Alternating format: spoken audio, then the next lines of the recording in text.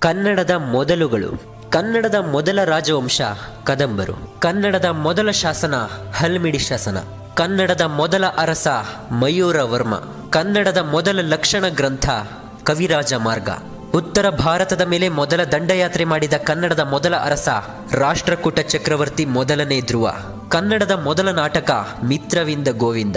ಕನ್ನಡದ ಮೊದಲ ಕವಯತ್ರಿ ಅಕ್ಕ ಮಹಾದೇವಿ. ಕನ್ನಡದ ಮೊದಲ ಕಾವ್ಯ ಪಂಪನ ಆದಿಪುರಾಣ. ಕನ್ನಡದ ಮೊದಲ ದಿನಪತ್ರಿಕೆ ಮಂಗಳೂರು ಸಮಾಚಾರ. ಕನ್ನಡದ ಮೊದಲ ಕವಿ ಆದಿಕವಿ ಪಂಪ. ಕನ್ನಡಕ್ಕೆ ಮೊದಲ ಜ್ಞಾನಪೀಠ ಪ್ರಶಸ್ತಿ ಪಡೆದವರು ಹಾಗೂ ಅವರ ಕೃತಿ ಶ್ರೀರಾಮಾಯಣ ದರ್ಶನಂ ಕೃತಿಯ ಮೂಲಕ ರಾಷ್ಟ್ರಕವಿ ಕುವೆಂಪು ಅವರು ಮೊದಲ ಜ್ಞಾನಪೀಠ ಪ್ರಶಸ್ತಿ ಪಡೆದರು. ಕನ್ನಡದ ಮೊದಲ ವಚನಕಾರ ದೇವರ ದಾಸಿಮಯ್ಯ. ಕನ್ನಡದ ಮೊದಲ ವಿಶ್ವಕೋಶ ವಿವೇಕ ಚಿಂತಾಮಣಿ. ಕನ್ನಡದ ಮೊದಲ ಗದ್ಯಕೃತಿ ವಡ್ಡಾರಾಧನೆ. ಕನ್ನಡದ ಮೊದಲ ನಾಡಗೀತೆ ಉದಯವಾಗಲಿ ನಮ್ಮ ಚೆಲುವ ಕನ್ನಡ ನಾಡು.